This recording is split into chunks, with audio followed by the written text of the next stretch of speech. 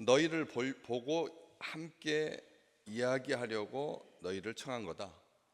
이렇게 표현을 하고 있습니다. 법정 이 재판의 진행 과정으로서 사실은 이 굉장히 긴장스러운 분위기고, 그리고 또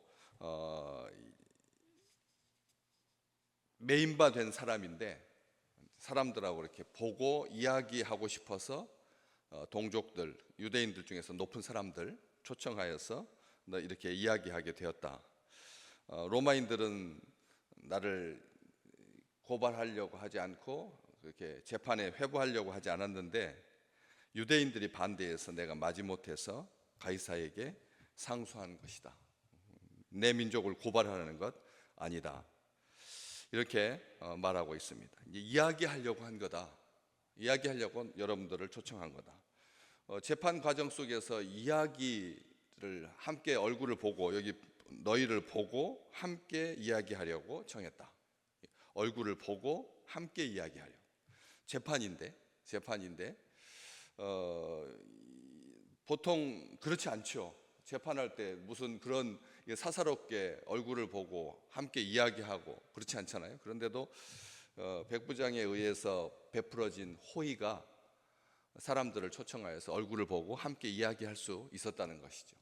굉장히 독특한 그런 표현이고 장면인데, 내 민족을 고발하는 거 아니다. 억울해서 하소연하려고 하는 건 아니고, 도무지 참을 수 없어서 말하지 않으면 병될까 봐 또 너희를 또 정죄하려고 논쟁하고 시시비비 가리고 이러려고 사람을 만나는 게 아니라는 거죠. 재판 중에 있을 때 동족들의 얼굴을 보고 함께 이야기한다라고 하는 것, 이게 이 바울이 가지고 있었던 기초적인 생각이었다는 거예요.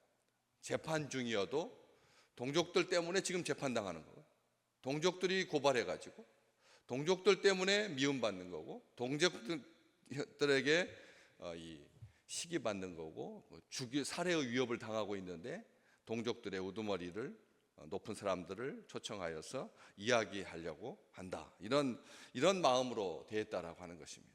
재판에는 재판장을 어떻게 잘 할 건가, 그다음에 검사를 어떻게 잘 할 건가, 변호인을 어떻게 잘 할 건가, 이런 것이 주된 생각이죠. 다른 친구들을 만나고 얼굴 보고 함께 이야기하고 동족들과 그렇게 하면 안 되죠.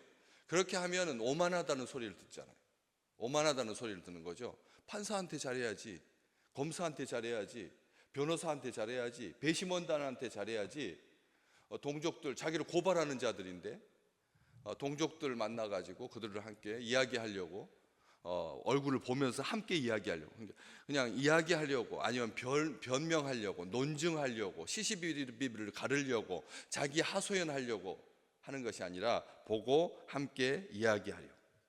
특별히 그것을 잘 보여주는 단어가 20절에 나오는 이스라엘의 소망으로 말미암아 내가 쇠사슬에 매인 바 되었다.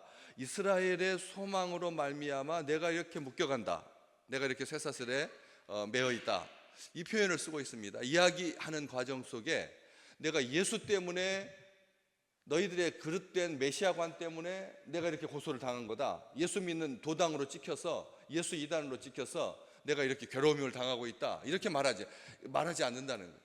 이스라엘의 소망으로 말미암아 내가 쇠사슬에 매인 바 되었다. 이스라엘의 소망, 다 알지만 이스라엘 백성들에게 소망이라고 하는 이야기가 딱 나오면 메시아 때문에 소망이 생기는 거예요.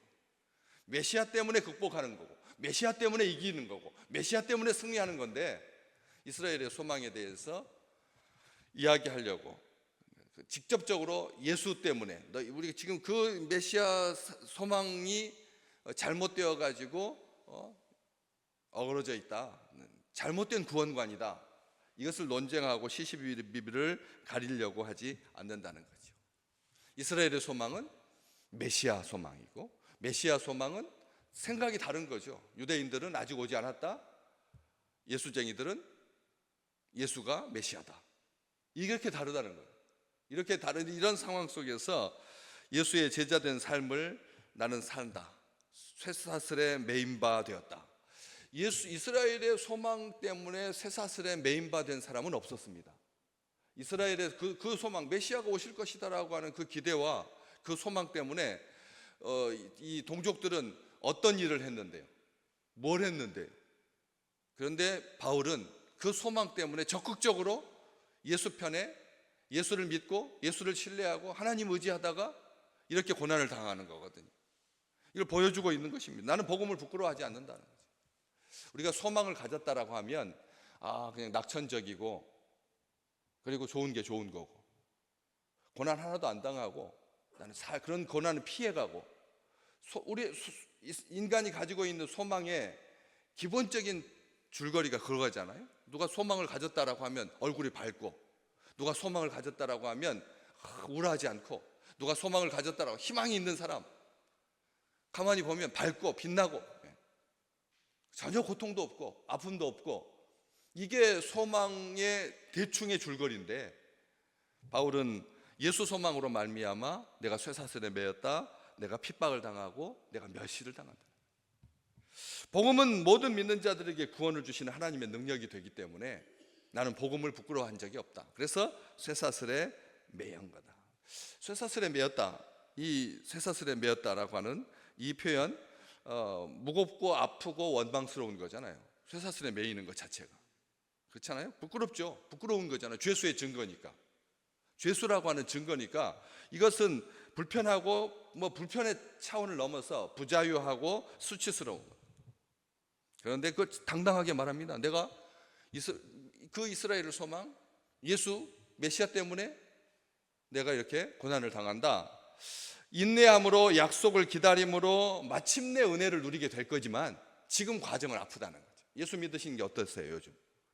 예수 믿으시면 어떠십니까? 막 당당하고 막 친구들한테도 형제들한테도 자유롭고 막 편하고 막 밝고 깨끗하고 우아하고 화려합니까? 이 시대에 예수 믿는다라고 하는 말은 어떤 말인데요? 마지막 남은 자들의 시대를 지금 살고 계시지 않나요? 남은 자들의 시대를 살고 계시잖아요. 남은 자들의 시대, 보편적이지 않은 시대, 예수 십자가만 세워놔도 사람들이 그렇게 몰려들었던 그런 7, 80년대가 아니잖아요. 지금은 예수 믿는 사람 낳는다라고 하는 말로 역차별을 당하고 공격을 당하고 고난을 당하고 그러잖아요. 예수 믿는 것이 우리가 어떤 시대를 우리가 살고 있는데, 그렇기 때문에 사실은 이 소망을 가지고 하나님의 약속을 기다리고 구원의 완성을 향하여서 전심전력하고 신앙의 진보가 드러나는 삶을 살지만, 일단 쇠사슬은 아프고 불편하고 그리고 부끄러운 거잖아요. 그런데 그 말을 하고 있습니다. 그런데 가만히 보십시오. 또 역으로 생각하면 바울의 그 쇠사슬의 매임으로 말미암아 어떻게 됐는데요? 가이사에게 재판을 받는 과정 가운데 사명을 향해서 갈 수 있는 은혜의 사슬이 되었다는 거죠. 아멘. 오늘 우리의 삶 가운데 아플 가시와 같은, 쇠사슬과 같은 부자유함이 조금이라도 다들 있습니다. 그렇잖아요? 나는 이것 때문에 자꾸 이게 가시가 되고 올무가 되어서 힘든 것, 이것이 은혜의 사슬 되어서 하나님의 사명, 하나님께서 우리에게 주신 사명을 이루시기를 주의 이름으로 축복합니다. 그게 부끄럽지만, 그렇잖아요? 불편하고 아프지만 죄수의 상징이니까. 그런데도 은혜의 사슬에 매여서 약할 때 강함 되게 하시는 하나님, 소망을 잃지 아니하고 하나님의 약속을 바라보면서 사명의 길로 달려가게 하시는 은총의 사슬이라는 거죠. 그것만 딱 제하면 더할 나위 없이 행복할 것 같아요. 나 지금 막 골머리 앓는 나의 기도의 제목으로 그냥 상당 부분 오래도록 나를 아프게 해온 그 기도 제목, 그렇잖아요. 이렇게 주사 맞은 다음에 아픈 그 기분 나쁜 아픔, 약간의 그런 것, 멍울이지는 것, 이것이 우리로 하여금 소망을 잃지 않게 하고 앞으로 달려가게 하는 멍해가 얼마나 불편해요. 그렇잖아요. 자기 마음대로 하고 싶은데, 그런데도 그 멍해를 매므로 말미암아 한 결이소가 쟁기질을 하고 파종을 하고 그리고 성장하게 하고 열매를 맺게 하는 것처럼, 하나님의 임재, 영생의 깊은 그 기쁨, 이런 것들을 가져다 준다는 것을 우리가 한순간도 잊어서는 안 되는 거죠. 고난에 매몰되지 말라는 거예요. 쇠사슬에 묶이지 말라는 거예요. 쇠사슬에 얽매이지 말라는 거죠. 내가 쇠사슬에 매인바 되었다라고 하는 이 말, 비관하고 신세 타령하는 게 아니잖아요. 바울이 이게 자신을 분노로 갉아먹지 않는 겁니다. 쇠사슬에 매였다라고 하는 말은 이런 뜻입니다. 적당히 타협하는 것도 아니고요. 나중에 에베소 교회에 쓴 편지에 보면 이 사슬과 관련해서 중요한 바울의 생각을 보여주는 단서가 나오는데 에베소서 6장에 나옵니다. 내가 쇠사슬에 매인 사신이 된 것은 쇠사슬에 매인 뭐가 됐다고요? 사신, 대사, 하나님의 사신. 내가 쇠사슬에 매인 사신이란. 정말 기가 막히지 않습니까?